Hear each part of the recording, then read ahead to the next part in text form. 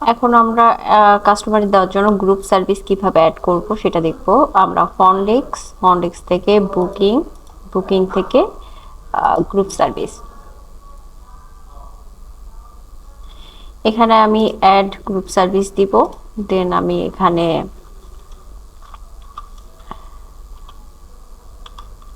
Lunch দিচ্ছি, এখানে আমি ক্যাশ ইন হ্যান্ড দিলাম, দেন আমি সেভ দিলাম। এটা আমার এখন অ্যাড হয়ে গেছে। গ্রুপ সার্ভিস অ্যাড করার পরে আমি গ্রুপ সার্ভিস ডিটেলস অ্যাড করব। এখানে আমি গ্রুপ সার্ভিসে ক্লিক করলাম, দেন আমি lunch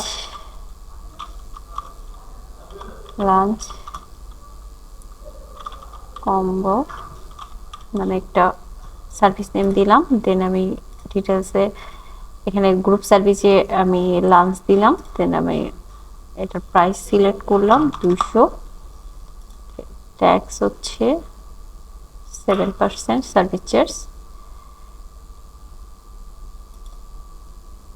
in booking, then save. আমার গ্রুপ সার্ভিস ডিটেলস অ্যাড করা হয়ে গেছে। ফন্ডেক্স থেকে প্রেফারেন্স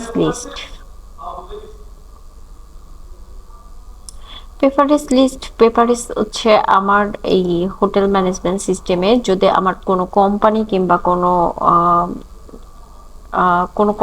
কিংবা কোনো অর্গানাইজেশনের সাথে আমার যদি ডিল থাকে যে তার প্রেফারেন্সে যদি আসে তাহলে এত % ডিসকাউন্ট পাবে, তাহলে এখান থেকে আমরা এখান থেকে সেট করে দিতে পারি প্রেফারেন্স নেমটা, যে এই নামে যদি প্রেফারেন্স দিয়ে আসে তাহলে সে কত % ডিসকাউন্ট পাবে।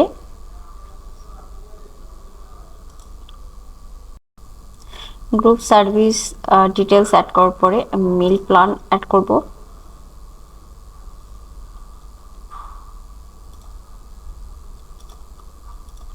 এখানে মিল প্ল্যান নাম লাঞ্চ, সার্ভিস আইটেম লাঞ্চ,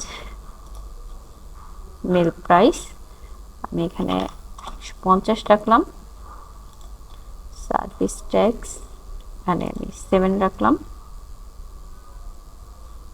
এখানে আমি ফিক্সড প্রাইস, দেন সেভ। নাও আমার এটা অ্যাড হয়ে গেছে মিল প্ল্যান। আমার কতগুলো বুকিং আছে টোটাল এটা দেখার জন্য ফন্ডেক্স থেকে বুকিং থেকে রুম বুকিং,